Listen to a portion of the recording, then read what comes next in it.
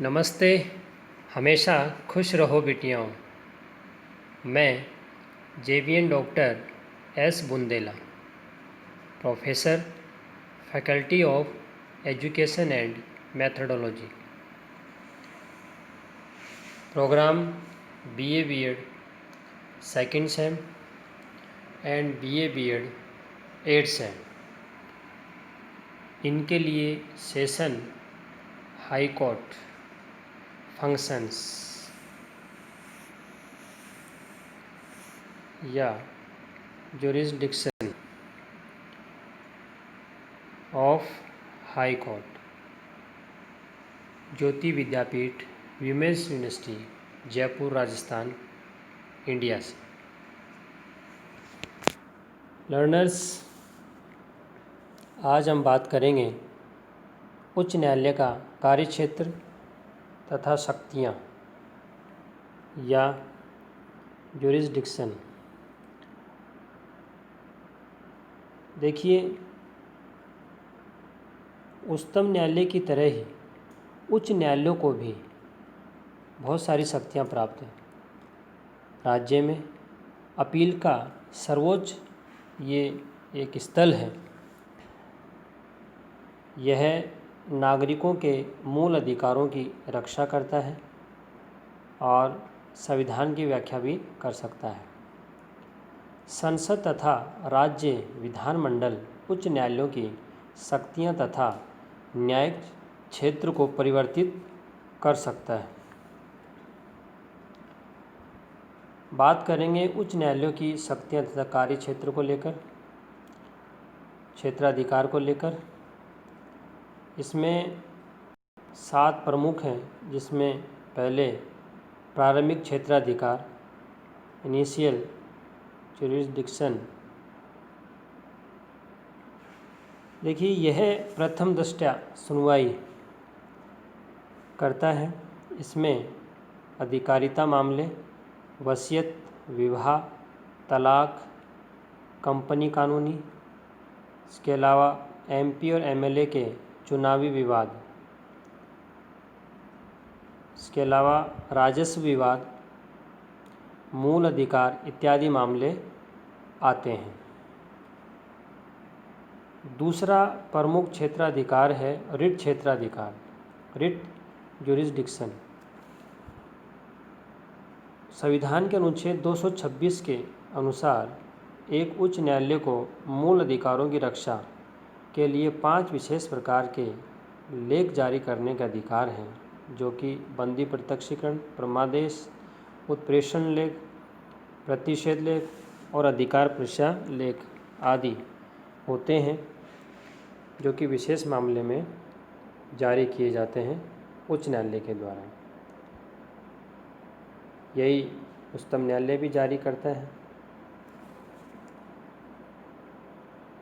इसके अलावा आगे का जो तीसरा प्रमुख क्षेत्राधिकार है वो अपीलीय क्षेत्राधिकार, अपीलिएट जुरिस्डिक्शन। राज्य के सिविल तथा आपराधिक मामलों में यहाँ अपील की जा सकती है। मान लीजिए जिला स्तर पर अगर कहीं कोई व्यक्ति संतुष्ट नहीं है फैसले से, तो यहाँ उच्च न्यायालय में आकर वह उसके विरुद्ध अपील कर सकता है। इसके अलावा चौथा क्षेत्राधिकार है पर्यवेक्षीय क्षेत्राधिकार, सुपरवाइजरी जुरिस्डिक्शन। उच्च न्यायालय द्वारा उसके अधीन राज्य के अधीनस्थ न्यायालयों का निरीक्षण तथा पर्यवेक्षण करता है।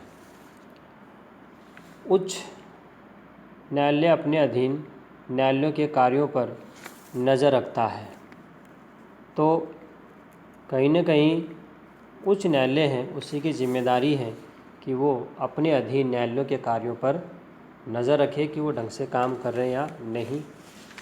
इसके अलावा अगला जो है क्षेत्राधिकार वो है अधीनस्थ न्यायालयों पर नियंत्रण करना।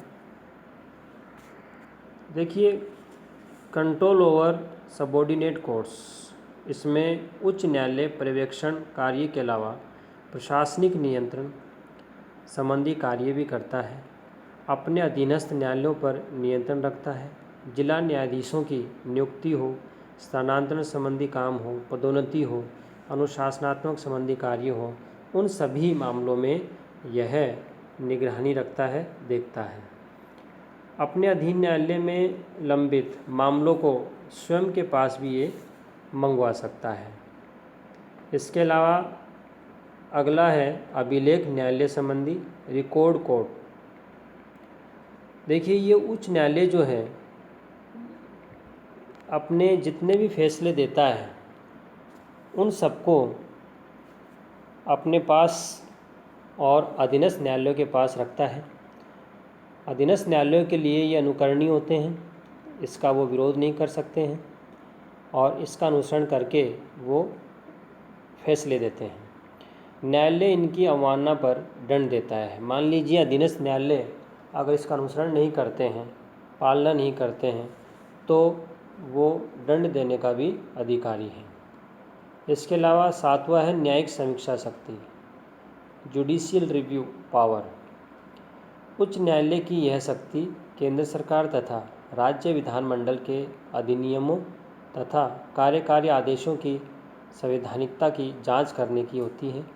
यदि ये संविधान का उल्लंघन करते हैं तो इन्हें न्यायालय द्वारा असंवैधानिक तथा शून्य घोषित भी किया जा सकता है। यह न्यायिक शक्ति 42वें संविधान संशोधन में हटा दी गई थी, कम कर दी गई थी, परंतु 43वें संविधान संशोधन जो कि 1977 में हुआ था, फिर वापस इन्हें दे दी गई। ये सेशन डिजिटल वर्जन 2.0 ज्योति विद्यापीठ महिला विश्वविद्यालय जयपुर द्वारा तैयार किया गया है। मैं ये आशा करता हूँ कि आप मेरे डिजिटल सेशन से खुशी होंगे।